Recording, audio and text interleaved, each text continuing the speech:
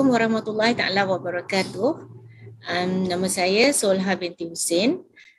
Pada kali ini saya diminta untuk berkongsi pengalaman sepanjang perjalanan saya mendaki kejayaan demi kejayaan, dan akhirnya pada hari ini saya sudah mencapai status Gold Diamond. So kita boleh mulakan untuk tidak memanjangkan lagi atau mengambil masa. Kita boleh mula slide pertama. So ini adalah saya punya yang terbaru, magazine kami yang memaparkan seterusnya sepanjang tarikh-tarikh ataupun tahun di mana perjalanan kami yang bermula pada 2010 sehingga 2020. Okey. Saya mulakan dengan slide pertama. Okey, soalan pertama, kongsikan perjalanan anda sejak mula melibatkan diri hingga menjadi Gold Diamond. Okay. Semua orang tahu kan, Chuang Ho ini dia menawarkan 3 perkara yang sangat istimewa yang pada saya tidak ada di tempat lain. Tapi untuk pengetahuan semua, kalau orang tawarkan saya wang pada masa 2010 dulu, kalau upline saya Didi Hashlina sekarang dah pun dapat Gold Diamond, saya rasa tahniah ya. Upline saya Hashlina, dia juga dah dapat Gold Diamond. So kalau 2010 dahulu dia datang untuk tawarkan saya masa, sebab saya sibuk bekerja, saya rasa saya tak pandang. Tapi yang saya nampak, dia tawarkan saya pada masa itu adalah kesihatan. Jadi pada saya, orang lain juga kalau saya nak tawarkan yang lebih dekat pada diri saya, yang boleh saya mudah untuk berbicara adalah tentang kesihatan. Tapi walau bagaimanapun, kita tengok macam mana wang dan masa akhirnya menjadi faktor utama juga kenapa saya perlu teruskan perjuangan saya di Chuang Ho. Seterusnya adalah kesihatan. Kesihatan saya bermula, yang utamanya saya nak dapatkan kesihatan untuk budak ni. Ini adalah anak kedua saya. Sekarang dah umur 18 tahun. 11 tahun dahulu, dia menghidap asma alahan kulit pada umur lebih kurang 7 tahun, tak silap saya. So sangat teruk. Saya pendekkan cerita, saya melalui saat-saat yang getir kerana saya kasihan dengan dia. Pada saya semuanya tu disebabkan kesilapan saya kerana tidak mengambil berat tentang kesihatan. So cuba tengok kaki dia, ini adalah waktu ketika saya melalui proses healing dia. Dan ini yang sikit sajalah, saya rasa 1/3 daripada seluruh dengan asmanya, sebab asma ni adalah satu kaitan penyakit kulit dan juga paru-paru. Selalunya itulah dia punya kawan rapat kepada penyakit inilah. So dengan asmanya, saya ingat lagi dia ke sekolah pun, sekolah terpaksa saya hentikan, sekolah tambahan dan sebagainya. Kadang-kadang kena balut kaki dia, itu cerita sakit, cerita gatal belum lagi kan. So tempoh itu menyedarkan saya, kalau budak sekecil itu punya masalah macam itu, macam mana dengan kami yang lain. Ini mengandaikan saya sudah yakin ataupun rasa ada harapan. Rupanya ada satu harapan daripada produk yang ada di luar sana boleh memberi kami kesembuhan yang selama ini diberitahu tak akan dapat kesembuhan itu.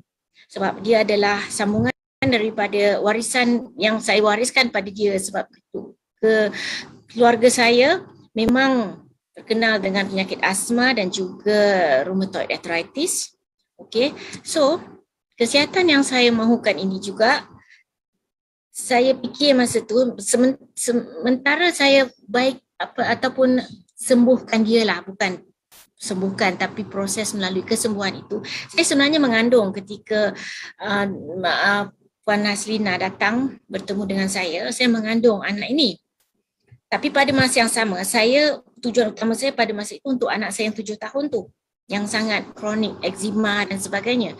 So bila sedang saya melalui bersama anak saya itu proses baik pulih, so anak ini lahir. Saya sangka anak saya yang ketiga ini, sebab saya dah mula makan produk, tapi atas sebab-sebab tertentu saya juga belum berani meninggalkan rawatan alopati yang mana telah saya amalkan lama dulu.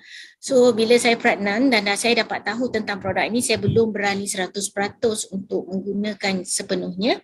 So bila baby ni lahir, ni anak ketiga saya, anak bongsu, dia ada alami jaundice. Jadi saya sangat tertekan sebab saya dah mula 50-50 tentang rawatan alopati yang saya amalkan selama ini, yang mungkin antara punca saya dan keluarga jadi sakit. Pada masa yang sama, saya dah dapat satu rawatan ataupun penawar cara yang lebih baik, tapi saya masih gunakannya secara 50-50. Jadi inilah hasilnya, anak saya jaundice. Sebenarnya jaundice ni atau sakit kuning ni biasa, anak saya yang pertama dan kedua pun ada, tapi kali ini lebih mencabar sebab dalam keadaan yang saya cuba untuk elakkan daripada menggunakan rawatan alopati. Jadi saya sangat tertekan kerana baby yang lahir itu pada saya bertanggungjawab untuk jadikan dia sihat, tapi saya masih lagi buat silap dan silapnya sebab saya buat dalam keadaan takut. Jadi saya tak suka keadaan tu. Kenapa saya tak tenang? Kenapa? Ya mudah je sebenarnya. Baby pun boleh makan produk kita.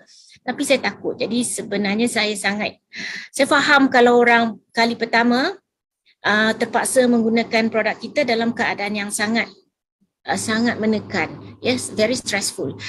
So, tapi itulah ujian masing-masing kerana ketika kita sihat mungkin kita tak nampak. Jadi Tuhan berikan kita satu keadaan yang mana kita perlu untuk buat keputusan. You nak tinggalkan atau you nak masih half 50-50, you kena buat keputusan. So anak saya ini yang ketiga ini mengalami kuning. Pada masa yang sama anak saya yang kedua itu sedang alami juga healing crisis. So saya sangat frust dengan diri saya lah. Dan jadi saya itu satu keadaan yang memberi kesan yang mendalam pada diri saya. Dan saya ingat lagi bila baby ni besar, umurnya lebih kurang setahun atau belum sampai setahun rasanya, dia maybe proses healing dia 9 hari, almost 10 hari dia demam on off. Yang saya juga masih gunakan susu formula. Pada saya sangat silap sebab saya tak gunakan full breast. Ialah saya tak sihat, saya pun banyak penyakit sebenarnya, nanti saya cerita. So ini juga kos dari segi tenaga, stres, makanan, saya tahu dia boleh sembuh tapi ialah sebab first time. So saya juga tahu ini arwah mak saya. Mak saya juga masa saya dah nampak ada hope dengan produk ini, masa tu saya dah terfikir, mak saya juga perlukan rawatan. Cukup ke kos, cukup ke ilmu, cukup ke saya punya masa untuk tumpukan sebab proses nasihat bukan sekadar ruang, bukan sekadar kita faham satu produk tapi masa, kita perlukan masa. Ada tak masa saya nanti? Dan memang saya betul-betul diuji juga sebaik saja dia pulang dari mengerjakan umrah, memang berhabisan dalam keadaan saya rasa saya masih belum bersedia, 2011 mungkin, tapi saya dah betul-betul faham. Cuma saya tak bersedia dari segi keuangan, saya rasa mungkin tak ada masalah juga. Saya memang kata that's it, all my money sekarang dapatkan untuk kesihatan. Tapi saya tak ada masa, saya tak ada cukup ilmu, saya tak ada cukup keyakinan. So dia dalam serentak semua tu. Dan juga pada masa yang sama, sebab bila kita dah start makan, dia akan lalui healing crisis. Dan ini satu perkara yang saya kena kuasai. Sebab sedang saya melalui anak saya yang sakit kronik yang 7 tahun tu, umur dia baru 7 tahun. Tapi apa yang keluar sungguh traumatik lah pada saya. Tak sangka budak sekecil itu ada keluar banyak lendir, batuk, demam, semua keluar.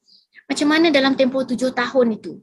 Jadi saya ada juga lah hubungi upline semua ini sebab, tapi dalam tempoh 7 tahun, toksik mana yang masuk? Jadi walaupun sikit yang saya masukkan, berat sebenarnya untuk badan terima. Jadi saya terfikir anak yang saya kandung, kata orang yang seusia ibu saya 70 tahun masa itu, saya bayangkan punya banyak toksik dia masuk. Jadi kalau saya cuba untuk tak fikirkan lah, tapi kita mengabaikan satu perkara yang betul, konon-konon buat-buat tak tahu, dia tak akan lenyap macam itu saja. Cuma saya harap arwah mak saya ketika itu, saya tak paksa semua masalah itu keluar. Jadi saya akan ready. Saya cuma kata saya akan ready bila berlaku masalah. Saya tak mahu dia lalui kesakitan macam orang lain yang akhirnya terlantar di atas katil. Sebab saya dah faham, kita boleh jauhi, kita boleh elakkan, kita boleh rawat bila ianya berlaku. So masalah hypertension, kolesterol, jangkitan kuman, satu peristiwa yang saya lalui juga dalam keadaan tidak sedia yang paling banyak tidak sedia dari segi keyakinan. Saya macam terkejut juga kenapa saya dapat rezeki, namanya ketika itu ujian lah yang sungguh besar lah. Dan juga semua orang dah start makan kan. Suami saya sendiri, dia dengan tipikal orang laki-laki yang dan juga warisan keluarganya yang ada 3 serangkai, hypertension, kolesterol tinggi, memang dah ready, dah makan ubat pun 6 tahun dah. Dia pun ada gout, ada migraine. So bila dia makan, ingatkan kita okey untuk, tapi saya tahu saya tak bagi sikit, saya bagi cukup, saya rasa cukup untuk trigger semua masalah keluar. Dan saya risau kerana suami saya ni pun dia sebab dah isteri beria-ria dah ambil tahu, jadi dia rasa dia mengambil peluang untuk teruskan kehidupan sambil diperbaiki oleh orang yang betul-betul berminat, yang berusaha lah macam saya ni. So dia take it easy, tapi at the same time bila dia kena healing crisis, saya kena buktikan yang produk kita betul. Saya kena buktikan benda ni betul, jadi dia perlu makan, kena sabar, everything saya kena buktikan. Pada masa yang sama, saya sebenarnya belum ada persediaan itu. Jadi saya kata pada diri saya, kalau saya dah pulih semuanya, saya mesti bersedia. Sebab banyak lagi cabaran selepas itu, terutamanya diri saya sendiri. Okay? Healing crisis tak payah cerita lah. Dan antara lagi satu episod yang paling besar dalam proses saya memang kira pasakkan betul-betul dalam diri saya apa yang saya nak dalam hidup ni, apa yang kita cari. Wang masa kesihatan itu betul-betul memberi kesedaran pada saya. Satu lagi, ini dia dah besar ya. Masa umur dia 12 tahun. So tambah lagi 12, sekarang dia dah 11, 23 tahun lah ya. Lepas habis UPSR. So dia duduk di Kuala Terengganu, saya masa tu, dan macam tak ada hope. Doktor kata tak ada hope. Kakak saya menangis-nangis dari sana. Saya kata, alangkah ruginya kita tak ada hope sedangkan ada, why don't we try? So itu antara peristiwa yang saya benar-benar macam, this is the right thing to do. If this is the right thing to do. If dia punya outcome, kita serahkan pada Tuhan. So that's when I become more spiritual dari segi percaya kepada ketentuan Tuhan, dan masa itulah kita faham fitrah hidup, fitrah kehidupan, fitrah kesihatan. So dipendekkan cerita, saya belajar banyak daripada proses baik pulih anak saudara saya yang ketika itu di Kuala Terengganu. Saya bertemu dengan arwah Dr. Yunus. Saya berterima kasih banyak-banyak kepada Gold Diamond Patrick, kalau Patrick ada malam ni, kerana membenarkan saya membawa arwah Dr. Yunus untuk bantu saya lah sampai ke Kuala Terengganu. Ketika itu saya pada saya masa saya tak tahu bisnes pun. Dia bukan network saya. Tapi pada saya adalah kesihatan yang saya cari. Saya tak kisah. Jadi saya macam silap jugalah kot. Tak boleh kacau, maksudnya sampai membawa orang yang kita, ini bukan to that extent. But alhamdulillah Dr. Yunus juga orang yang sangat baik. So saya masa tu hanya fokus nak selamatkan anak saudara saya. Sebab saya yakin ini hanyalah ikhtiar saja. So kalau kita silap ikhtiar, endingnya kalau with Lindsay or without Lindsay, dia mesti sampai hari ini masih ada bersama kita 23 tahun.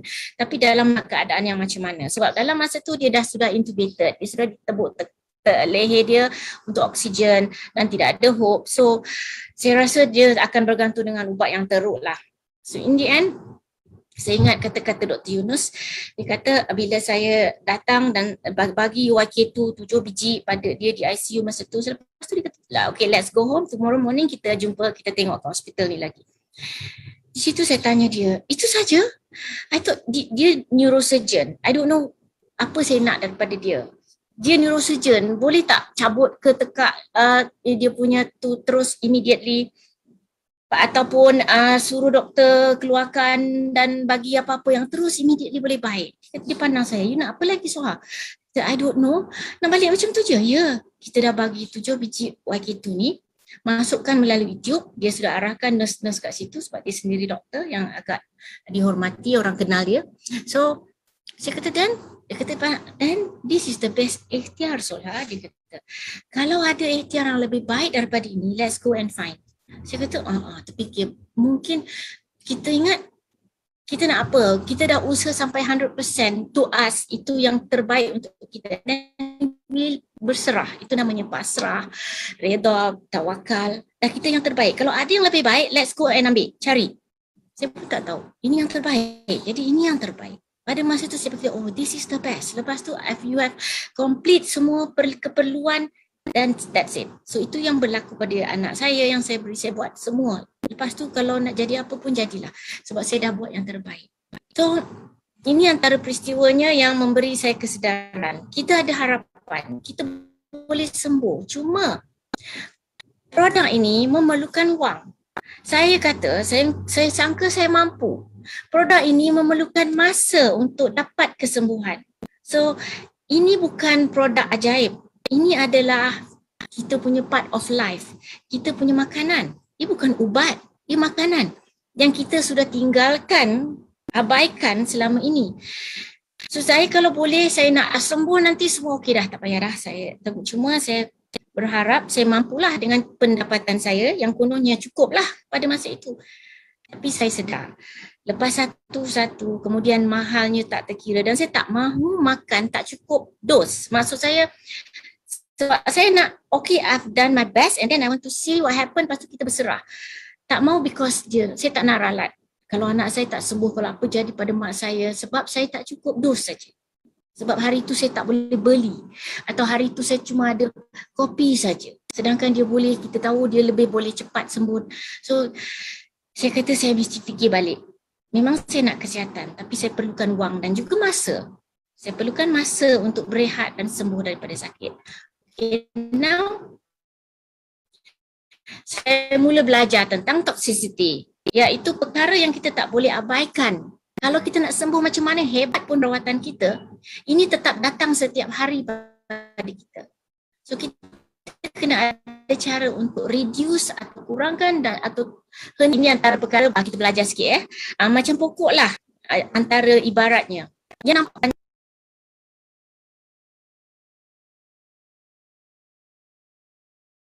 yang dihasilkan, lebatnya pokok itu, daunnya yang rendang, semua adalah hasil yang di dalam yang kita tak nampak. Yang kita masukkan, baja, air dan sebagainya. So simple macam itu. Toksik ada di dalam yang akan menentukan apa luaran kita. Macam itulah pada diri kita.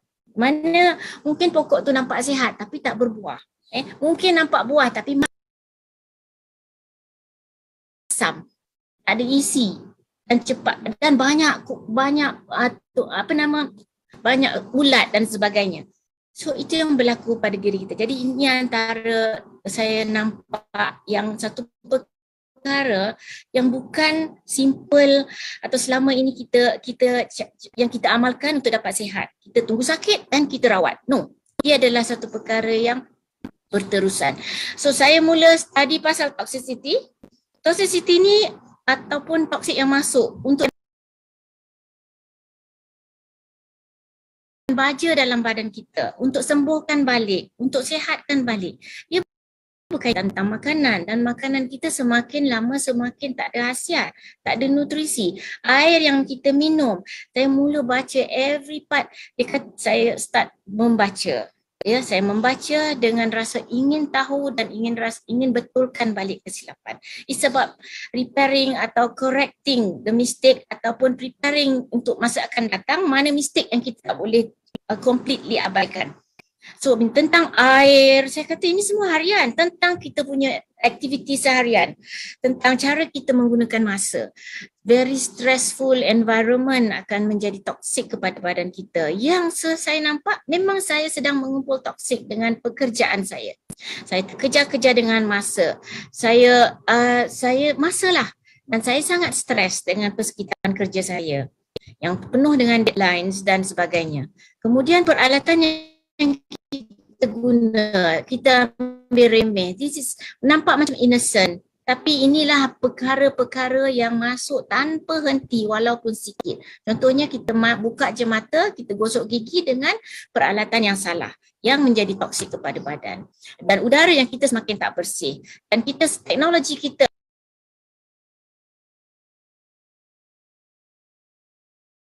nampak semakin mudah, tapi dia punya ada gadaian atau pengorbanan yang kita kena berikan, perkara yang mengganggu kita punya sel badan kita. Ini namanya radiation yang kita tak nampak pun lagi mudah untuk kita abaikan.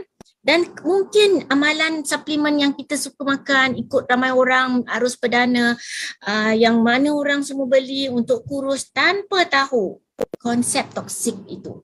So saya rasa itu sangat, inilah aktiviti atau perkara-perkara yang saya telah lakukan selama ini. Dan juga ini juga amalan ramai orang tentang rawatan alopati ataupun untuk suppress simptom. So ini tak salah, kita memang perlukannya dalam once in a while, dalam keadaan kita tak bersedia, dalam keadaan kita perlukan kelegaan segera, utamanya ketika kita mengalami kemalangan dan sebagainya. Tapi ubat tak boleh jadi makanan. Makanan kita boleh makan, dan bila dia makanan yang sangat berkhasiat, dia boleh jadi ubat yang tidak ada kesan sampingan. Tapi jangan jadikan ubat sebagai makanan. Ramai orang hari ini, ubat dah jadi makanan. So itu yang berlaku.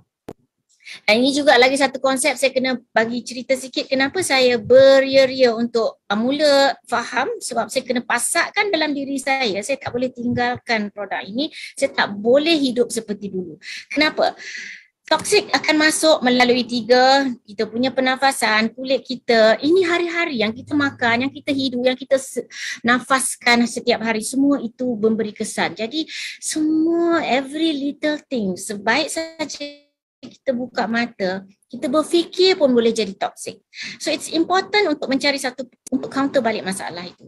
So saya faham juga toksik akan ganggu kita punya liver. This is the best part. Di mana liver lah kita punya produk, kita punya the best specialty. Kita ada keupayaan untuk bersihkan balik liver. Tapi realitinya tanpa Lingzi, dan mungkin adalah produk yang sebaik Lingzi atau lebih baik pada Lingzi, cuma kita tak nampak, tak jumpa lagi. As for now, Lingzi is the best yang boleh cope masalah tentang liver hasil daripada toxicity yang kita bagi kepada tubuh badan kita.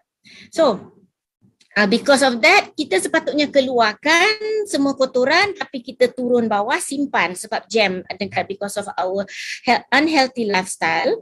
Dan juga dia jadi, ini namanya simptom, dia cuma simpan toxic tu di dalam parts of your body, dekat joint, bone marrow, liver dan sebagainya. Kalau you tidak berusaha untuk membuangnya, dia duduk lama di situ dan merosakkan, akhirnya bergabung dengan organ-organ lain dan terbentuklah penyakit. So ini kita namakan penyakit.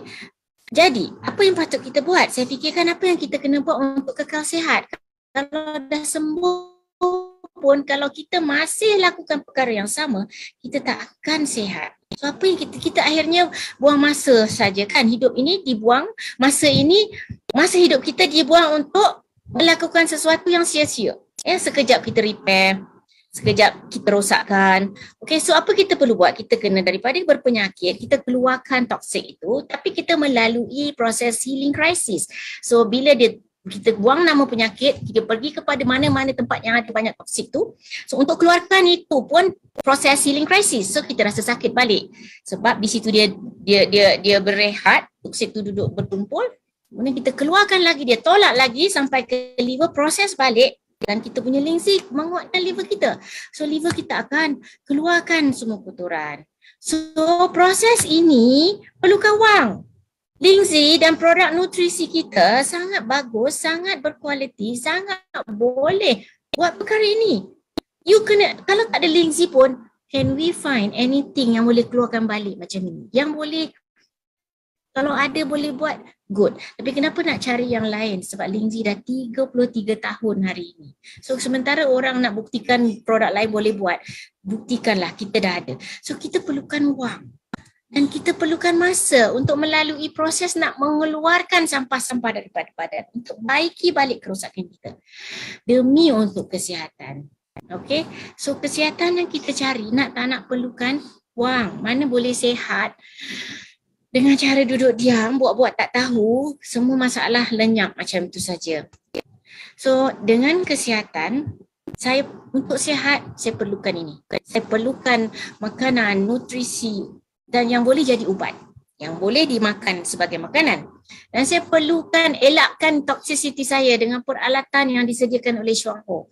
Ini sangat mudah. Kita guna saja semua ni. Dan ini boleh menjamin nutrisi, boleh menjadi ubat, boleh menjadi makanan.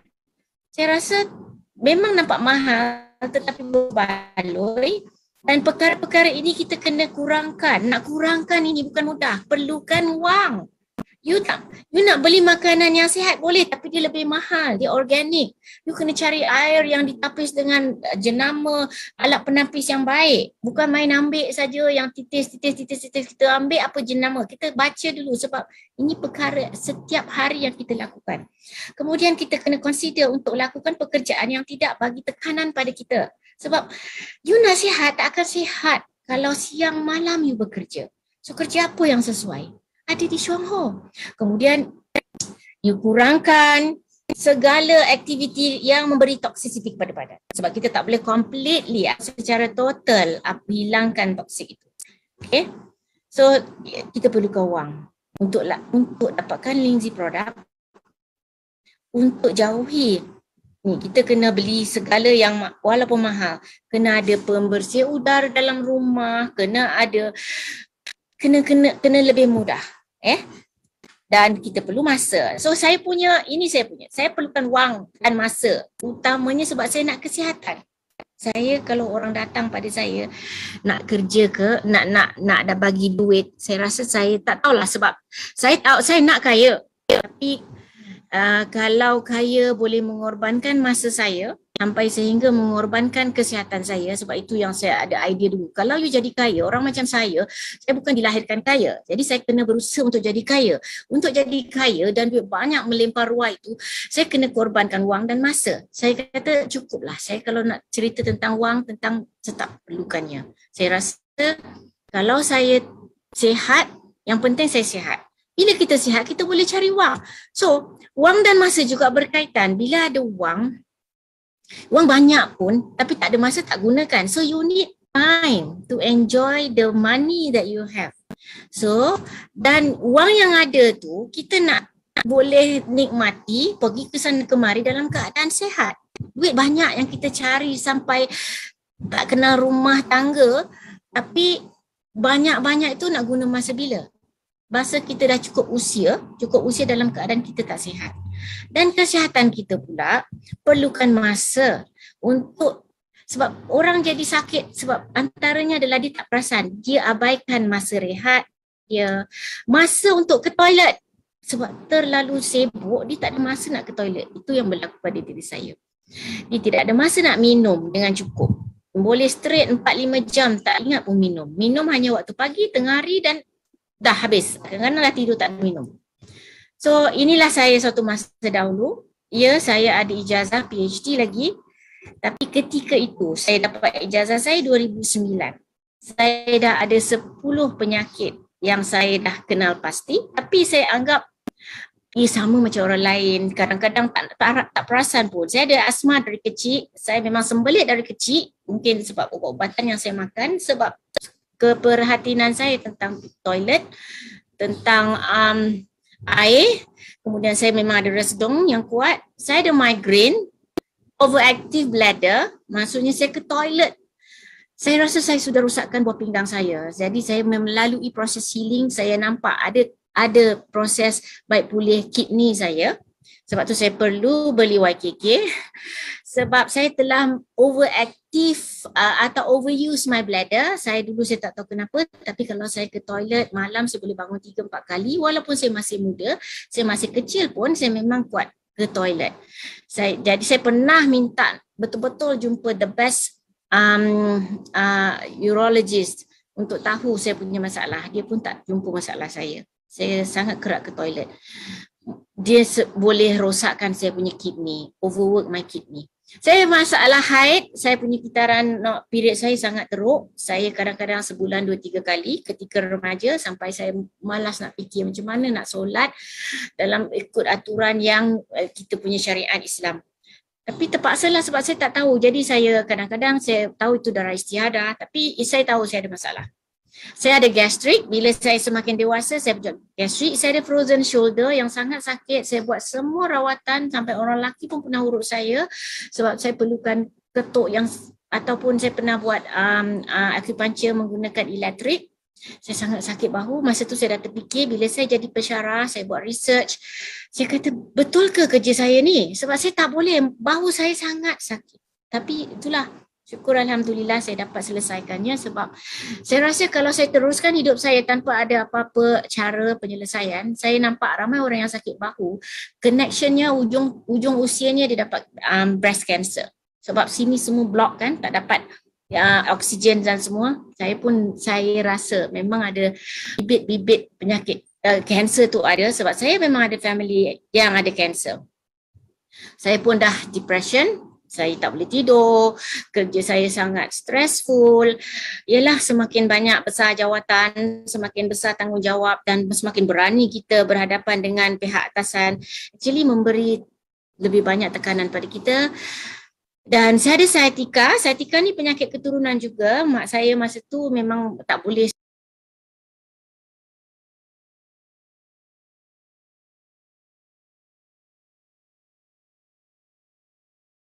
sampai doktor kata dia akan kena pakai wheelchair. Jadi saya takut, saya dah check. Masa tu umur 37 tahun, saya buat MRI, saya ada 10% of sciatica, yang mana saya juga, mak saya 70-an dapat sciatica. Saya dapat 37, 10% of sciatica. Maksudnya saya juga akan duduk di kursi roda lah satu masa nanti. Sebab saya akan habis saya punya saraf tak berfungsi, sakit, dia in pain most of the time. Okay. Sedangkan 2009 yang saya tahu 10 penyakit. Sebenarnya setelah saya lalui proses healing sampai hari ini, saya ada lagi 7 penyakit yang saya boleh sebut sebab saya lalui proses baik pulih itu. Saya ada eczema, saya ada psoriasis, saya ada Addison disease. Addison disease ni adalah penyakit. Saya tak tahu nama penyakit ni tapi ketika of course saya buat presentation untuk semua masalah kesihatan lepas tu, saya tahu Addison disease ni adalah satu penyakit yang you macam kuning, you jaundice. Saya dulu sampai ada kawan sekerja panggil saya, hello yellow, panggil saya yellow. Because I was very yellow. Saya takut, saya ni jaundice ke? Tangan saya is very yellowish. Rupanya saya ada Addison disease. Addison disease tu you punya adrenal gland, you ada masalah kerosakan adrenal gland. Sebab itulah saya penat, muka saya sangat kuning, tangan saya sangat pucat. So bila saya lalui proses tu, saya dah baru nampak this is what I have actually. Dulu dah tanya doktor, adakah saya ada masalah liver? Tak ada. Saya juga ada skleroderma. Ini terms yang menakutkan, tapi sebenarnya sama je semua ni. Dia cuma lain-lain sikit sebab saya akan dapat last kali tu rheumatoid arthritis. Itu adalah proses-proses yang itu simptom kawan-kawan kepada penyakit rheumatoid arthritis. So bergantung mana doktor yang pandai highlight penyakit apa saya dulu.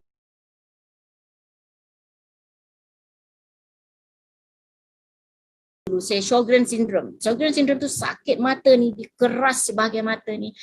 Dan Hannock Schönlein purpura. Itu ataupun HSP, merah badan dipecah-pecah, salur darah dalam badan. Okay, so itu yang saya ada sebenarnya dan saya perlukan kesihatan itu segera. Saya perlukan wang, saya perlukan masa. Tak guna saya punya ijazah tinggi-tinggi kalau setiap hari saya akan bergantung pada ini. Of course saya akan dalam keadaan sakit sebab penyakit saya adalah autoimmune. Dan kalau saya amalkan autoimmune drug, selama-lama saya mungkin dapat kanser. So, saya macam time bomb dengan anak yang sakit 2009 dan saya mula dapat ilmu-ilmu itu dalam keadaan yang sangat drastik. Sekejap saja, saya rasa 2010, 2013 saya cari ilmu saja. Saya macam terbuka mata, masa tu saya tak ingat duit. Saya kata saya tak mau cari duit pun. Upline saya pun kat bising juga. Dia kata sudah-sudahlah tu belajar kencing manis lah. Tak. Saya buat, tapi saya tak serius. Saya cuma nak selesaikan penyakit saya. Saya identify semua penyakit saya. Saya baca, saya study balik macam mana saya buat PhD. So buat PhD ni, dulu saya buat PhD kan. Saya kena baca and you don't make a conclusion until you faham the pattern of what you read. So that's what happened. Saya baca semua, Indian saya letak tepi, saya dah faham. I have to do something about this. Saya tak boleh just nak sihat, tapi saya perlukan wang. So saya kena buat business shop. So sebelum meletup, saya kena bersedia. 2010 saya dah kenal pasti saya punya masalah. Saya tak tahu saya penyakit senarai saya ada 10. Tapi saya tak tahu yang lagi 7. So saya kata saya kena cepat sebelum healing crisis berlaku. So saya tak tahu bila saya akan dapat. Saya just makan dan makan sambil saya tengok apa yang berlaku di keliling saya.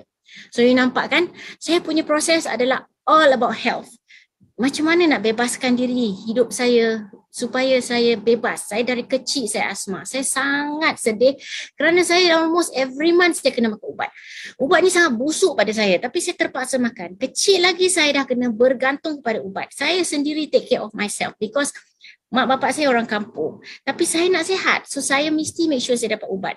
Tapi saya sendiri tak suka ubat tu. So I always pray, berdoa saya nak dapat penawar. Dan saya lupa masalah saya sebab saya tengok anak saya. Jadi dengan anak saya tu baru saya sedar. Saya dah teruk time bomb. So ini keadaan saya seorang pensyarah. Kalau you Google saya, tengoklah masih ada lagi saya punya credentials dekat Google yang saya kata boleh ke saya nak tinggalkan pekerjaan saya ni. Saya dah cari. Ini saya. Ketika saya lalui proses healing yang pada 2016, akhirnya saya lalui satu keadaan yang sebelum tu memang dah lalui krisis tapi saya boleh tahan. Cuma saya kata inikah yang teruk sekali saya punya, masih boleh lah, duit pun cukup lagi lah. Tapi rupanya saya perlu cukup duit. 2016, masa tu saya jadi diamond. 2016 dah cukup banyak duit, bukanlah banyak tapi cukup untuk saya lalui. Semua keluar, yang 17 tadi tu semua keluar. Semua keluar. Ini dalam keadaan yang saya bersedia untuk jumpa doktor. Jadi saya cuci muka saya tapi saya sangat sakit. I was in pain. Tapi saya dah ada ilmu, saya dah yakin, saya dah tenang. I know there'll be lights at the end of the tunnel. Teruk macam mana pun saya boleh sembuh. So kalau saya jumpa doktor, saya ingat doktor kata there's no hope untuk penyakit macam you. You ni mungkin SLE, you mungkin ada segala autoimmune disease. So you have to stop what you're taking. Saya kata, but I know what I'm doing. So saya tak sakit pun macam mana sakit yang kalau betul-betul saya didiagnose secara alopati. So that's it. Saya kata I will have, kalau kena, at least I'm on my own, I know what to do. So saya ambil masa lebih kurang 3 bulan lebih saya rasa proses lalui healing crisis itu tanpa banyak bantuan daripada orang luar, termasuklah saya punya suami saya. Dia tengok saja, dia pun tak tahu apa saya buat ni. Dan saya makan sebanyak-banyak yang saya makan. Lindsay. Sebab saya takut, ini kesudahan saya. Ini orang rheumatoid arthritis dan ini you tengok yang pakai, saya asma. Saya satu masa kan habis saya punya oksigen. Tak boleh mampu untuk bernafas dengan baik.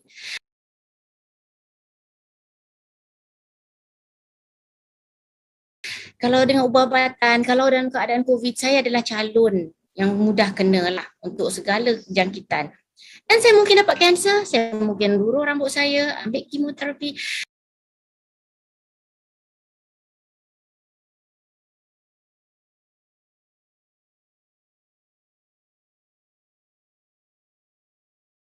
Saya dah tahu dah, saya memang ada family history. So why should I not do anything about it?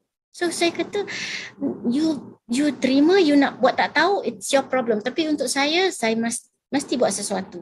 Saya mesti yakin dengan apa saya buat. Ini suami saya pula. Suami saya memang ada history family kencing manis. So you nak ingat dia boleh sembuh, tak ada apa-apa jadi pada dia. You know already what's going to happen. Semua orang pesakit kencing manis. Endingnya, you ada insulin. You akan setiap hari cucuk insulin. Most of the time. Mungkin ada yang selamat lah. I don't know how. Tapi senang cerita, once you ada kencing manis, you ready lah dengan insulin. You ready untuk kegagalan melawan kuman. So you akan dapat infection. This what going to happen to my husband. Saya dengan sakit saya, anak saya, suami saya nak duduk diam. I cannot, I kata. Saya kena nampak dah di masa hadapan. So I have to bring myself di hadapan. Kita buat tak tahu, sibuk dengan kerja, tapi you tahu apa yang waiting for you in the future. Ini juga akan jadi berlaku pada suami saya. Dia ada hypertension. Orang hypertension, chances untuk dapat stroke is very high. So why not? Okay, dia akan dapat. Saya jumpa orang yang duduk terlangkah di atas kursi roda dengan lama, dengan ambil insulin, dengan sebanyak kuman agaknya dalam badan dia.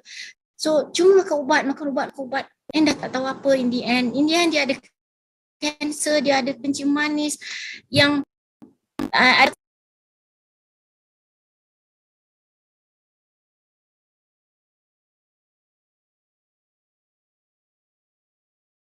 kerja nak selamatkan bapak dia, kononnya nak jaga bapak dia, buat bilik macam hospital, private hospital yang katilnya boleh picit, angkat, lepas tu semua bilik perfect lah, memang khas untuk bapak dia, selesakan bapak dia. Siap je bilik tu, bapak dia tak nak tidur atas katil tu, bapak dia nak duduk atas kursi roda tu. Kenapa? Sebab di situ dia boleh tegak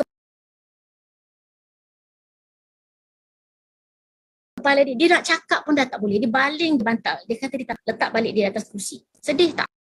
2 minggu saja, saya rasalah 2 bulan, bilik yang indah itu ada. Lepas tu dia meninggal. Rupanya dalam keadaan doktor baru tahu dia ada kanser sebenarnya. Dia dah tak boleh cakap. Dia cuma tidur macam ni, lepas tu dibangun. Dia nak duduk. Kita nampak dia tak selesa, tapi itulah part yang dia tak sakit lagi. Yang lain semua sakit untuk dia. Bertahun. So, saya nampak suami saya macam tu. Kalau dia tak sedar tak apa, tapi I have to do. Kalau saya pun tak tahu sama ada saya boleh jaga dia macam itu atau tak. Saya sendiri ada autoimmune yang akan sakit. Saya will be in pain all the time unless saya ambil medicine dan saya ambil steroid yang endingnya saya akan jadi cancer pula. So,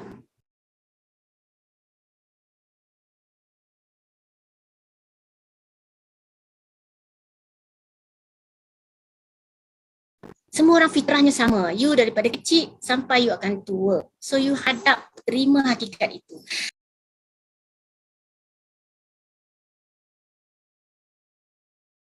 Lalu bila masa kalau kita sibuk dengan kesakitan, memang kita akan uzur, memang kita akan kita tak larat sebab kita tua. It's okay to be tua, but not okay to be sick and burden orang di sekeliling kita. Kita boleh tua, tapi kita perlu take care of ourselves. Kita ada nanti saya cerita orang yang berjaya, sihat sampai hujung usia. So orang Islam macam kami, kita akan ingat tentang mati. Kalau you sibuk dengan sakit, you sibuk cari duit tanpa ingat, tanpa ada masa. Masa is very important. Dalam agama Islam, masa is number one. Tuhan kita bersumpah dengan masa. If you know something and you masih abaikan, lengah-lengahkan, that is so wrong. So saya tahu satu future saya dah dalam keadaan yang saya tak ready. But ada excuse ke? Just because you are not ready, so penyakit tu tak datang. So because you are not ready, because you tak ada duit, because I have work to do, because you tak ada masa, you think life will be adil dengan you? No. Okay. So I kata, I just do it. Macam mana saya buat? Saya ingat setiap masa ini. Saya kata saya nak sihat. Saya nak sihat sebab saya nak enjoy life. Saya nak buat yang akhirnya saya betul dalam Quran, dalam agama kami, untuk hidup sebagai manusia yang bermanfaat kepada orang lain, kepada dunia, yang tak menyusahkan orang lain. So semuanya berkaitan. Saya perlukan produk dan saya perlu hidup dalam lifestyle yang betul, yang sihat. So I have to leave my job because my job is one big source of toxicity yang sangat besar. I need to leave. No, regardless, walaupun saya ada kerja gaji yang cukup ke, I don't care. Okay. So for things to change, I must change. Sangat dalam saya punya impact yang saya fikirkan future saya. So I must change, saya kata. Apa saya sekarang, I don't care. I must change because apa yang jadi pada saya adalah sebab saya yang dahulu. So I need to change to be a new one. So I must change. Before we can change the world, we must first change ourselves. So ini antara kata-kata yang saya selalu ingat. Saya tak boleh harap orang lain berubah. Saya tak boleh harap suami saya ready untuk bersama saya berubah, cari duit buat bisnes ni.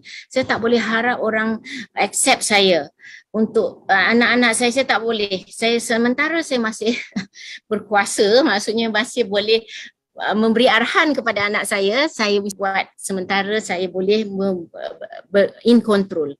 So that's what I believe all the time. Wang masa dan sehat, saya tengok saya punya kelebihan, kekurangan. Saya must change. Dan saya study diri saya. Saya memang motivasi tinggi sebab saya dah nampak motivasi saya itulah. Saya nak sehat di hujung usia. Saya dah tahu saya akan sakit. Saya tak payah nak buat-buat tak tahu. Saya memang ada penyakit. Family saya ada penyakit. Saya dah rasa pun sekarang. So that is very high motivation. Syarikat, dan saya nak takut apa? Company dah sekarang 33 tahun. Masa tu tolak 11 tahun, berapa tahun. So syarikat semua dah ready untuk saya. Lebih baik daripada syarikat atau organisasi di mana saya berada masa itu. Dan saya memang keras kepala. Bagi saya ini satu strength untuk saya. Saya kalau nak sesuatu, saya percaya pada sains dulu. Jadi saya memang completely serahkan diri saya. Tapi saya keras kepala jugalah sampai saya tak mau tengok yang lain. Tapi bila saya dah nampak, saya akan buat. Saya memang, ini kelebihan saya lah. So saya rasa saya kena tingkatkan apa yang strength saya. Dan saya bersyukur saya ada suami dan upline yang penyabar. Mungkin sebab dia orang nampak kalau dia orang tegur je meletup saya. I don't care apa saya nak buat, saya buat cara saya. Saya nak faham dahulu. Business dia akan datang. Sebab saya juga very spiritual. Teaching background, saya tahu saya boleh buat bisnes ni sebab saya diajar untuk mendidik orang. Dulu saya ada TESOL, Teaching English as a Second Language. Kemudian saya jadi pensyarah. So all about educating people. So I just have to change mindset saya. I'm educating people about your future health. Okay. And then of course saya memang pandai cakap lah. Mungkin saya di-train sebab saya nak jadi cikgu. Saya kena cakap. Tapi saya bukan jenis nak bercakap tak ada isi lah. But I know lah, I am not quiet. So why not I use boleh bercakap ini, pantang orang usik, saya boleh berdebat lah kan. Menang tak menang, lain cerita. So saya rasa ini satu saya punya kelebihan yang saya kena highlight dan saya kena yakin saya boleh buat bisnes ni. Dan saya pandai juga IT. Saya belajar sebelum saya lebih intimidated, tak pandai, takut. Saya rasa saya ada kelebihan lain. Saya rasa this is my strength. Saya akan gunakan. Dan saya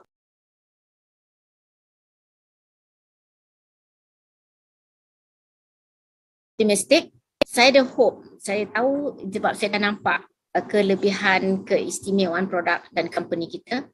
I don't care. I know we can change. Kita akan dapat sesuatu yang baik selagi kita berusaha. And I'm very spiritual. Saya kata maksudnya walaupun tak nampak tapi saya yakin. Keyakinan saya kuat dan saya boleh selalu saya kaitkan benda yang kita tak nampak kaitannya tapi ada kaitannya. Contohnya my passion atau saya rasa pertolongan saya, keikhlasan saya membantu ramai orang sihat, terutamanya mak saya, memberi kemudahan kehidupan saya selepas itu. So to me it's very spiritual dari segi, if you know, kita keluarga, kita kena, especially parents kita, you care for them and you help them, that's it. No matter what, there'll be positive ganjaran untuk you at the end, di hujung sana. Kelebihan saya yang saya kena jaga-jaga, saya a bit egoistic. Of course saya susah jugalah nak bila orang pelecehkan saya, sebab walaupun saya tak cuba ingatkan orang tentang my background, tapi saya sikit sebanyak susah jugalah saya nak terima pendapat orang. So sebab saya rasa saya lebih educated, this is my problem. Dan saya malas, saya memang malas untuk, of course, untuk berubah. Saya tak nampak bukti. Masa itu saya tak nampak boleh berjaya ke tidak untuk buat bisnes ni, sebab yang ada pada masa tu Kak Liza. Yes, Kak Liza lama dia berjaya. Cuma upline saya pun baru nak mula. Jadi kita tidak ada orang Melayu lah yang ada background educated, dia punya pendidikan tinggi. So saya macam kurang, kalau nak saya layan lah masalah kelemahan saya ni. Dan of course saya sibuk nak naik pangkat kan. Kerja saya pun bukan senang. Tak ada pengalaman dan tak ada sifat MLM. Saya tak pernah fikir MLM. Saya tak suka MLM. Saya tak pernah dalam buku saya belajar tentang MLM. Dan bab kesihatan saya ada rendah diri sebab saya respect orang dengan kepakaran masing-masing. Dulu saya sangat respect, sekarang pun saya respect juga. Especially yang specialist dalam bidang kedoktoran. Jadi bila saya respect, saya sedar diri saya di mana, so saya ada rasa rendah diri lah juga untuk berdepan bercakap tentang kesihatan dari segi medicine punya perspektif. Itu saya kena perbaiki. Lagi, okay. Yang strength saya akan ingat selalu, gunakan dia.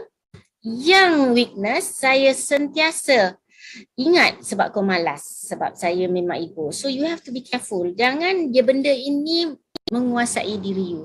So I have to go down, benda-benda ni saya kena jaga. Saya kena sentiasa ingatkan, this I cannot layan, I cannot entertain. Ini saya kena tingkatkan. So I think cara nak buat tu sama je semua. MLM ni, MLM business kita ada dah caranya. You have to go one-on-one, home OPP tu semua sama. Tapi yang saya lebih tekankan adalah sentiasa kuatkan kita punya inner strength kita. Ataupun ingatkan apa motivasi kita, tujuan kita.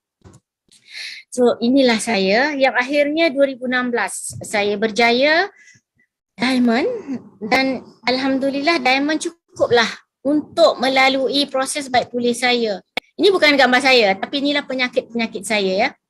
Bila saya kata HSP macam ni, bila saya masa tu 3 bulan lebih, tangan saya merekah keras, muka saya macam bubuh lilin, merekah semua, gerak sikit berdarah, keluar lendir, penuh saya punya kulit di sini. Lepas tu darah sana sini, tapi saya okey, tak ada siapa pun tahu saya sakit. Sebab this is istimewanya bila kita baik pulih badan kita secara fitrah. Because your body ada dia punya sistem untuk kontrol supaya you tak collapse. Supaya semua ni adalah satu temporary saja. So saya sangat yakin dengan perkara itu. Saya kata kalau saya pergi hospital pun saya tidak, dah disebut pun saya tidak ada ubat untuk ini. So kenapa saya disuruh ke sana lagi? But here, saya banyak baca testimoni, there is hope. Kenapa saya takut? Saya takut sebab kenapa kalau saya nak layan takut saya juga yang rugi kan. So this is what it is. Saya dah lalui. Jadi kesimpulannya saya sign up 2010. Ini adalah proses saya mengenal diri saya, masa depan saya. Jadi saya tak fokus kepada bisnes.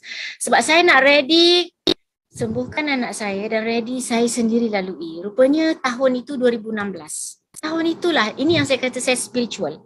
Tahun itulah saya dapat diamond. So saya rasa susah saya itu memang susah. Tak ada siapa support saya dari segi alah kau ni siapa buat ini, kau cakap pasal medik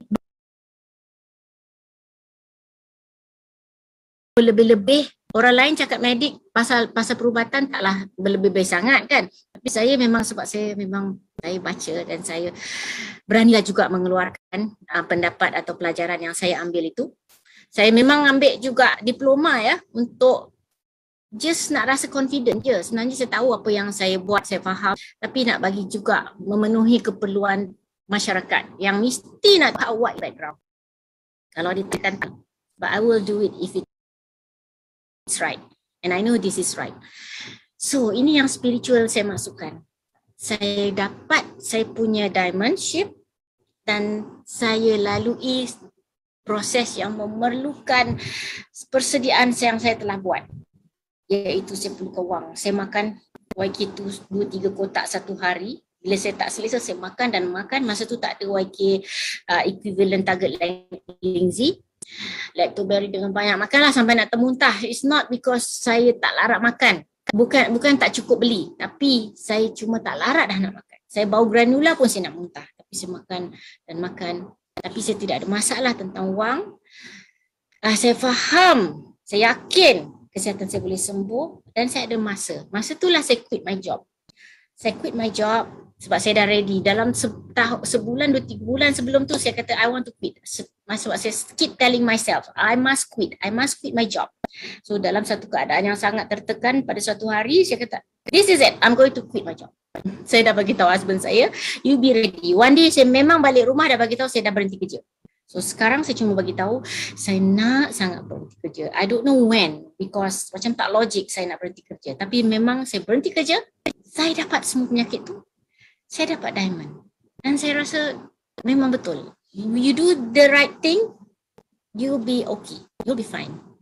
So 2017, tanpa saya sedar, Oktober sampai belum pun cukup setahun, saya dah memang terus naik jadi gold, double diamond.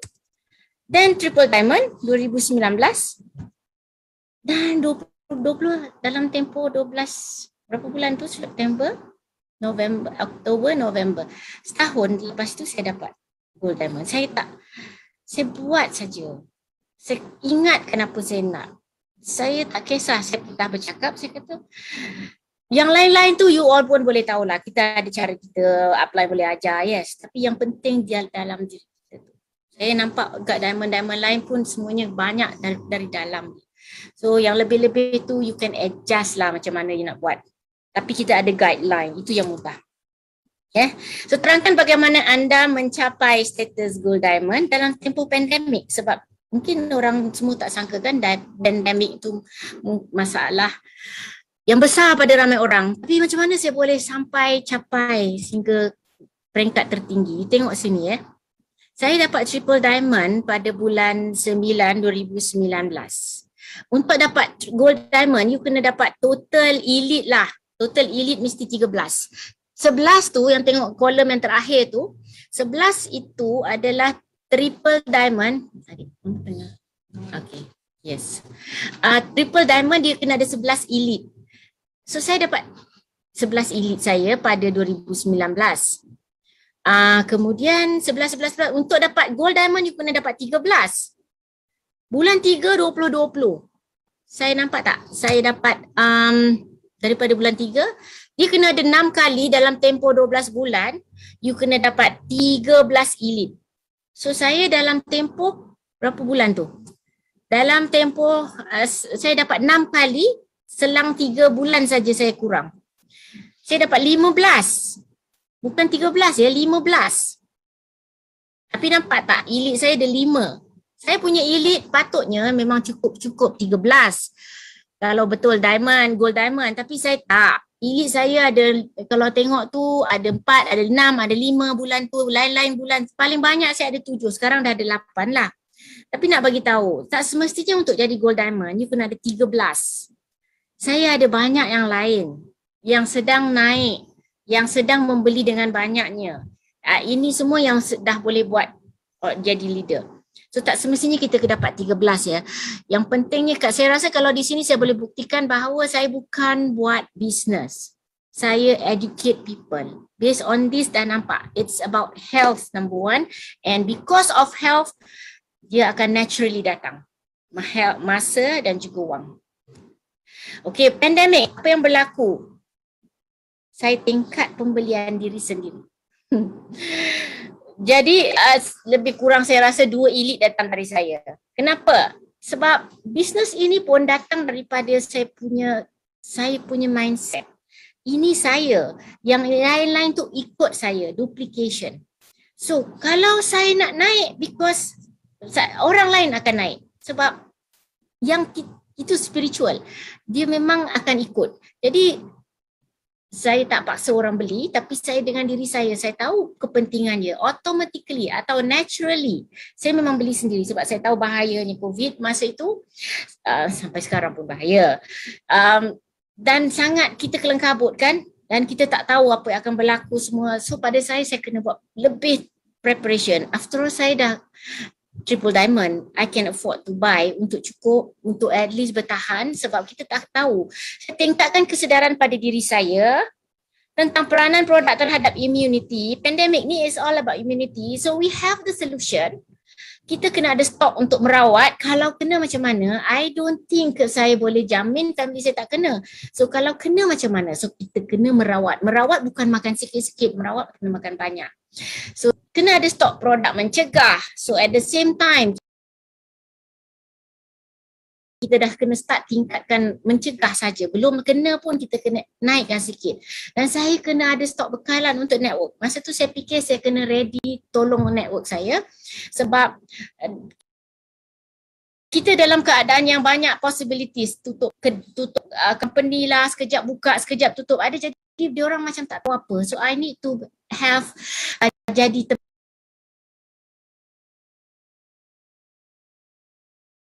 tempat dia orang bergantung. So banyak dia orang datang just minta kat saya, bukan minta, pinjam dengan saya. Masa tu lah guna belajar Lalamove, beli, dia orang akan beli daripada saya dan saya beli lagi untuk saya gunakan untuk saya jadi backup untuk dia orang beli segera, sebab ramai orang perlukan segera. Kemungkinan keputusan bekalan antara sebab saya memang stok banyak masa itu. Jadi bila saya dalam diri saya cakap dekat semua orang. Jadi semua orang ikut sebab pada saya dia betul-betul jual tak nak tak apa. Saya ini yang saya fikirkan. Jadi to me saya bagi tahu semua orang. So semua orang pun membeli dengan banyak. So kalau saya meningkat 2 kali ganda punya pembelian, bayangkan orang lain pun meningkat juga.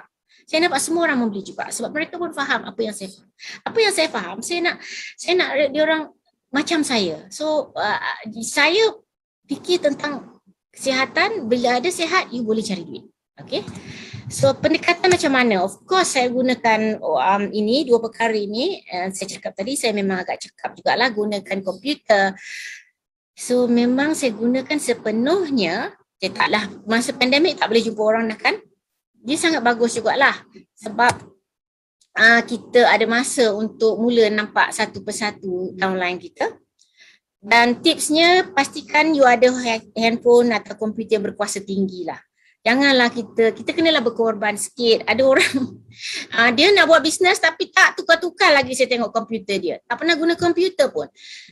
You takkan, mungkin boleh lah tapi you akan terkorban masa ataupun ada yang terkorban kalau you tak.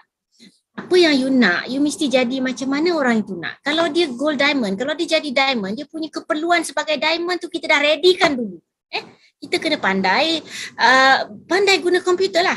Kena guna pandai sikit lah. Sekurang-kurangnya yang boleh kita transfer, kita bercakap dalam komputer. Bukan handphone. Penat tangan ni tau. Nanti rosak pula kita punya jari-jari. Dah jadi dapat carpal tunnel syndrome pula. Dah nak kena beli linzi lebih.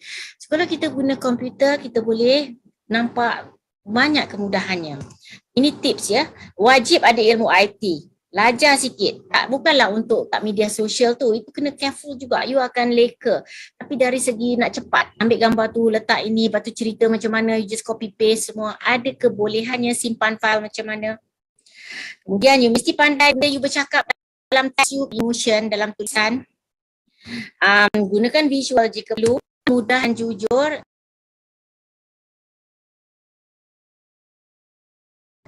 Respon segera. You jangan lambat jawab. You punya downline saya ramai jugalah lambat jawab. Tapi kalau dia nak jadi leader, dia nak jadi diamond, dia tak boleh jadi macam tu. Sebab tu kita kena sabarlah mendengar. Tapi kalau nak jadi maintain, nak jadi orang biasa, buatlah selalu. Jawab lambat. Kan? Tapi kalau you nak berjaya, you tak boleh. You kena segera. Everything must be urgent. Lebihkan mendengar. Tutur kata dan gaya tulisan sesuai dengan audiens. Ini lagi satu. Saya tak tahulah orang lain. Tapi saya, kalau adalah orang lain cuba nak berniaga dengan saya atau cuba promote produk dia, gaya tulisan, saya tak kenal dia pun lagi. Gaya tulisan, cara bercakap itu saya dah tak kenal. Jadi saya sentiasa ingatkan diri saya juga. Kita kena sesuai dengan audiens. Strangers kita cakap macam mana. Tulisan kita main short form sangat, itu dengan siapa. Tapi kalau dengan kita sangat santai and yet you tulis penuh-penuh pun kita rasa tak selesa. So you have to adjust benda-benda ni.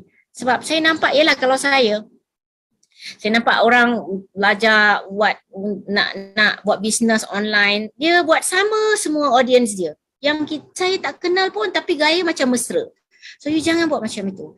Pada saya, that's why you have to personalize. You kena kenal orang tu. Jangan just strangers mana-mana then hantam blast. You punya, saya lah, kalau saya tak setuju dengan cara yang tidak personalize macam itu. Maksudnya you kena, kalau mungkin mula-mula boleh lah, dan once you dah dapat dia, kita kena kenal dia and jujur, transparent kita punya respon dengan dia.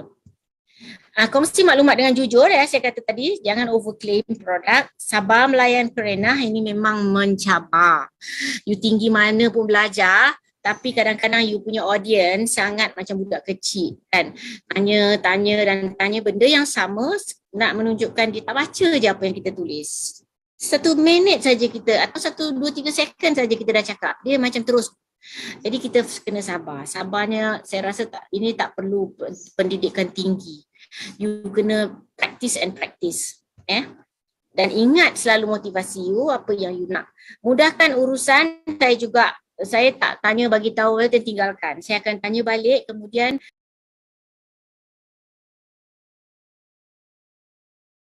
kalau saya lah, saya siap kirakan kos untuk berapa hari you makan apa. Kadang-kadang kalau saya nampak dia nak jawapan banyak, kita bagi banyak. Kenapa lactoberry? Apa ada dalam lactoberry? Tapi kadang-kadang orang tak suka. So you kena nampak, ada orang dia nak cakap direct to the point. Saya nak makan apa? Makan jugalah. Tapi kita layan lah. Tapi kita akan lead dia perlahan-lahan. Tapi mudahkan dia dengan cara dia tak mau tahu. Kadang-kadang orang tak mau tahu apa kebaikan dia, banyak produk kat luar. Dia nak just, apa saya nak makan? Okay. Lepas tu kita akan jaga dia dan kita akan start kenapa dia makan tu. Tapi mula-mula tu dia dalam keadaan tak sihat, tak tengah sakit. So ini antara tips lah saya rasa yang boleh dipertimbangkan, dan ingat, kita bukan memberi arahan, terutama pada leaders kita. Kita didik. Kadang-kadang kita tak boleh layan semua kehendak dia. Kita sikit-sikit kita cucuk dia. Lain kali jangan buat macam tu. Ataupun kita memang bila dia banyak sangat benda yang dia bergantung sampai tak nak buat, sedangkan dia patut boleh buat, kita didik. Itu maksudnya kita ajar dia supaya dia bersedar. Ya, dan kita bukan sekadar menjual, tapi kita memberi motivasi. Kita kena added value dalam diri kita supaya orang nampak kita bukan sekadar nak cari duit, kita bukan sekadar nak menjual, tapi kita juga ada semangat untuk berkongsi dan kita care. Dalam keadaan sekarang ni memang kita kena tunjuk yang kita care, kita kesian. Kadang-kadang orang tak dapat ilmu, tak dapat maklumat, kadang-kadang tak faham pun apa-apa. So kita kena bagi dalam keadaan yang tak menekan. Bagaimana sistem bimbingan Syahur telah membantu kejayaan anda? Syahur telah bantu banyak dari segi saya rasa maklumat yang disediakan perfect, complete, panduan dia macam mana nak jalankan. Saya kan keras kepala dan saya ego. Jadi saya nak sikit saja. Asalkan saya tak lari daripada bisnes ethics dalam tu. Tapi jadi saya banyak buat adjustment lah. Saya kan seorang pensyarah, jadi saya lebih banyak menggunakan saya punya reputation yang saya lebih tahu daripada you. So saya tak boleh nak datang selalu jumpa orang. So saya akan tunjukkan yang saya tak ada masa, tapi pada orang lain, audience dia lain. So tapi kalau tak tahu cara, you boleh buat cara. Sebab saya juga memang mengajar tentang human resource, business, so saya gabungkan semua tu. Dan kita kena pandai adjust lah. Dan pada saya, kalau orang lain mungkin susah jugalah, tapi jangan risau, you ada panduan. Company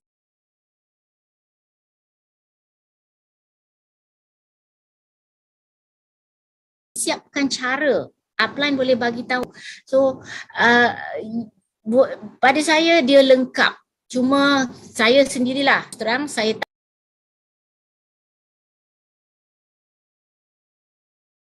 taklah guna sepenuhnya. Saya ada masanya, saya memang cara saya. Sebab saya takut, ego saya ni pun besar juga. Saya takut saya jadi bosan, saya takut saya lambat dapat kejayaan, saya tinggalkan nanti. Tapi itulah, saya tak akan tinggalkan sebab saya tahu masa depan saya, sakit saya nanti macam mana, di sini saja harapan saya. So saya kena bertahan. Jadi tapi bagaimanapun saya nak bagi tahu, bagi mereka yang tak tahu cara, ingat kita ada produk berkualiti. Sistem perniagaan kita adil dan jujur. Ini you kena pegang sebab memang background saya mengajar untuk membuat satu pekerjaan untuk kekal bermotivasi. Persekitaran mesti betul. So for your information, persekitaran dalam Chuang Ho sangat betul. Dia sangat quality produk. Lepas tu dia ada maklumat bertulis yang lengkap. Kita ada OPP chart, kita ada buku-buku atau buklet-buklet. You tengok dalam website tu, semua ada. Bagi yang tak tahu nak mulakan bisnes ni, actually you kena ada keyakinan. Keyakinan tu datang daripada ilmu. Ilmu yang maklumat ada tu semua kena baca. So baru you nak start. Saya dulu macam tu. Saya rasa saya tak start dengan bisnes. Saya tak tahu pun bisnes. Saya tak kisah pun dengan bisnes. Saya nak tahu macam mana Lindsay tu betul-betul boleh bagi saya harapan. Kat mana? Apa peranan dia? So I don't care about kiraan PV dulu, saya tak tahu pun. Tapi itulah, itu saya. Boleh jadi macam saya. Boleh juga tak perlu jadi macam saya. Buat betul-betul bisnes. Sebab ramai juga orang berjaya. Sebab dia perlukan wang. Dan dia boleh faham wang itu boleh bantu dapatkan kesihatan dia. Mungkin juga mereka tidak kehilangan kesihatan macam saya. Saya dah memang time bomb. Kalau saya tak bertindak segera, saya lagi parah. Bila lagi parah, saya perlukan lebih banyak wang. Dan sekarang pun kalau saya rasa susah, pasti hidup saya lebih susah. So venue yang cukup biasa, cuma tak ada peluang bagi yang baru untuk pergi ke Chuang Ho sekarang, tapi kita ada bilik untuk buat ceramah dan kelas. In fact, Chuang Ho bagi saya, bila cukup syarat lah, saya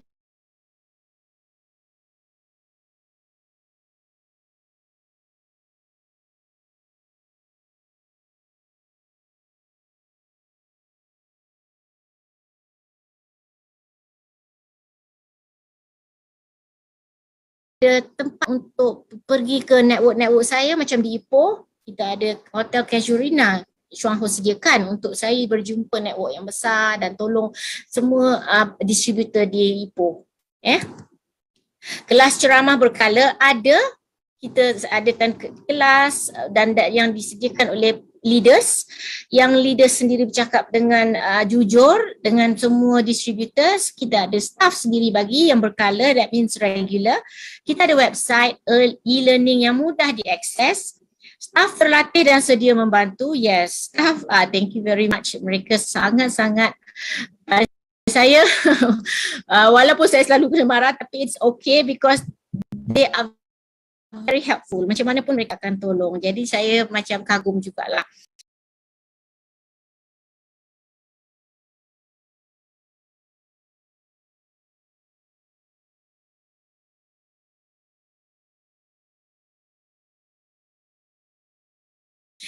Berbanding dengan tempat-tempat lain, saya rasa tak semudah itu. Walaupun, tapi mereka mungkin sebab terlatih lah. Saya tahu diajar juga bukan untuk kerja tapi untuk bantu orang, bantu. Pemimpin yang sangat baik budi. So ini juga satu jaminan untuk you buat bisnes ni dengan mudah, tenang dan pasti berjaya. Sebab you tanyalah leadersnya, saya antara sebab saya buat bisnes ni pun sebab saya tengok leaders dia. Dia orang sangat down to earth, very humble. Yang tak menunjukkan kekayaan sangatlah. Memanglah dia orang kaya, itu yang bestnya. Dia orang, saya pasti mereka ada banyak wang. Tapi mereka sangat down to earth, membantu orang, tanya sebab semua melalui hidup yang susah sebelum ini. Susah untuk yakinkan orang lain. So ini adalah satu penyediaan daripada company yang membimbing saya hingga ke hari ini. Dan saya ingat Mr. Khoo, ini yang terbaru. Mr. Khoo ini, dia selalu ingat tentang motivasi dia yang sangat tinggi. Itu saya ingat selalu. Dia tentang bagaimana dia ingin jadi satu insan yang boleh membantu keluarganya. Dia beli kereta dia. So saya nampak memang motivasi satu benda yang sangat besar lah. Dan I have to spend my time untuk susah sekejap. Dan tak ada orang berjaya yang terus berjaya tak susah. So it's okay to be susah. Dia kata spend a moment of your effort, be rewarded with a lifetime of happiness. Maksudnya laburkan sedikit waktu untuk meraih kebahagiaan. Ini pun upline saya selalu sebut. Susahlah sekejap. Saya rasa saya susah 2010 hingga 2016 lah. Lepas tu, bila saya dah jadi diamond, lebih mudah. Tapi dah 2016 sampai hari ini rupanya ramai orang akan jadi lebih susah, terutamanya sekarang. Dan saya jadi lebih mudah bila bandingkan dengan orang. Saya tak perlu risau tentang pekerjaan sebab Johor masih ada. Dan kita tak perlu risau tentang pendedahan kita kepada penyakit COVID sebab kita memang duduk rumah. Boleh generate income dengan lebih banyak. So, betul. You kena susahlah dahulu. Jangan ingat senang, you susah sangat. Sedangkan apa yang kita buat selama ini memang susah. Saya ramai yang menjawab, tak pandai lah, tapi saya tak jawab balik lah. Sebab saya kan dah sabar. Saya dulu kena ingat saya orang yang keras kepala juga dulu. Tapi kita kena tolong dia kalau ada rezeki dia. Bila dia kata dia tak pandai itu ini, saya nak tanya balik. You tak pandai. Apa yang you buat dulu masa mula-mula you kerja, you pandai ke? Apa motivasi you? It's all because of what motivates you kan? Motivasi you untuk dapat gaji setiap bulan. So you pegang itu tu sampai you tak kisah pun, you tak pandai buat tapi you pandai juga akhirnya. So you kena pegang sesuatu. Your big why. And you have to spend. And yakin your big why itu, kenapa you nak buat itu, akan ada sebab yang akan bagi you terus move on. Dan inilah keadaannya. You mesti kena naik dalam satu keadaan yang selesa. Because kalau masih di bawah, tak setakat nak makan, you tak tahu ujian kita sakit ni banyak. Macam ini keadaan sekarang. You sangka you selesa. Tak, you takkan selesa bila tak ada cukup 3 perkara ini. So kena lompat ni. Ada satu, kalau kita masih belum berjaya dekat macam satu busuk tu, you masih duduk situ dan terasing lagi yang belum mendata, you masih duduk situ. You kena duduk atas. Bukanlah semestinya kita yakin sangat ke atas, tapi at least kita dah work to the best yang kita ada. Dan saya pun tak tahu sama ada akhir hayat saya macam mana.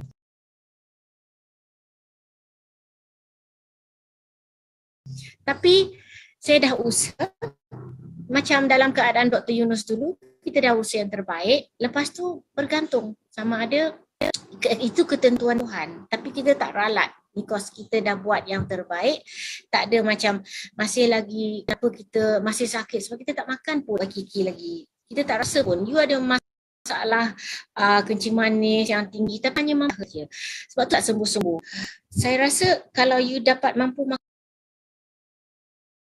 makan yang lebih powerful, YK tu semua, you tak complain kalaupun belum sembuh sepenuhnya. So itu ralat yang saya rasa kita perlu selesaikan dulu, dan kalau tak sembuh juga at least kita tak berada dalam keadaan yang tak tahu apa, tak tahu apa dan tak mampu itu ini semua. Okey, terangkan anda menjalankan perniagaan ketika pandemik. Of course, gunakan ini. Saya gunakan masa sepenuhnya. Di sinilah saya berkenalan atau mendekati saya punya downline dengan lebih dekat, membina keyakinan mereka tentang saya. Selama ini saya pun tak ada masa ber-WhatsApp dengan mereka sebab saya memang selalu setiap bulan saya ke Ipoh terutamanya, Kelantan, Sabah, Sarawak. So saya tak ada masa sebenarnya sebelum ini. Walaupun masa yang saya cari, tapi masa untuk, cukuplah masa yang saya nak untuk sihat itu. Cuma ada orang yang mungkin dinafikan hak mereka ataupun peluang mereka untuk tahu lebih dekat tentang produk. Sebab bila saya dah lama sikit berinteraksi dengan dia melalui WhatsApp, baru saya tahu sebenarnya dia bukan tak minat, dia tak tahu saja cara buat kopi 111 kan, cara untuk mendaftar. Saya sangka benda tu sangat simple, tapi itu permulaan yang boleh bagi mereka harapan, dan mereka pula rasa saya terlalu sibuk untuk mereka.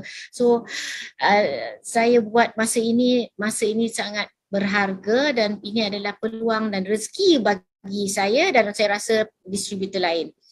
Orang lain pandemik ini adalah satu macam musibah, tapi pada kita this is the time kita lebih menyampaikan ilmu kita, pengalaman kita, pengetahuan kita kepada downline kita, dan mereka akan rasa lebih dibimbing dan kita berkongsi maklumat lebih banyak. Sebelum saya akhiri saya punya pembentangan atau perkongsian hari ini, inilah wang masa dan sihat yang saya impikan. Telah berlaku, saya rasa berlaku kepada arwah Datuk Saharudin, salah seorang daripada elit saya yang baru pergi meninggalkan kita, arwah Datuk Saharudin Abdul Jabbar. Saya minta kita semua beri sedikit waktu untuk baca Fatihah kepada beliau. Dia meninggalkan kita pada 20 hari bulan 8 yang lalu. Bismillahirrahmanirrahim. Alhamdulillahirabbil alamin. Arrahmanirrahim. Maliki yaumiddin.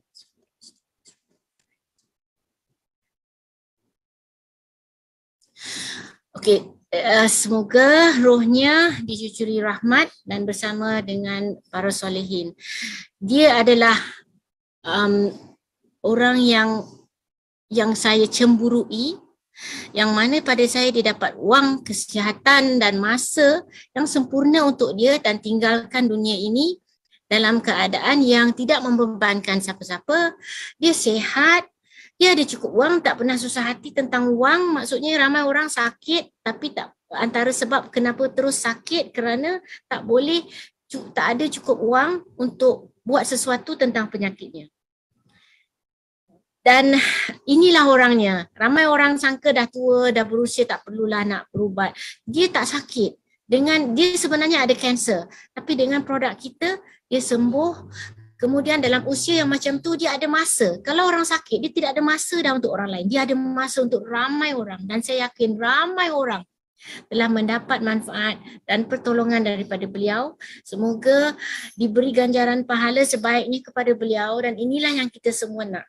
Kita habiskan masa kita dalam keadaan membantu orang lain. So, dan mempunyai wang, dia sangat generous untuk membantu orang lain. Kita nak tolong orang pun kan, bila kita dah sihat, semua pusing baliklah kan. Kita yang pentingnya dulu, asasnya adalah kita sihat. Untuk buat apa juga, untuk nikmati hidup, untuk buat ibadat. Dan alhamdulillah, semakin tebal motivasi saya kerana kita diberi peluang untuk lihat sendiri bagaimana wang, masa dan kesihatan itu betul-betul memberi kebahagiaan, kejayaan kepada seseorang itu di dunia dan di akhirat. InsyaAllah. Okay, dengan itu saya sudahi perkongsian saya hari ini. Semoga semuanya mendapat maklumat, manfaat, dan ingat kita ada tugas di dunia ini, tapi untuk melakukan kita bersihat. Dan untuk sihat, kita mesti faham apa yang kita cari, bagaimana nak dapatkan sihat itu. Okey, so jumpa lagi di lain masa, insya-Allah. Assalamualaikum warahmatullahi wabarakatuh.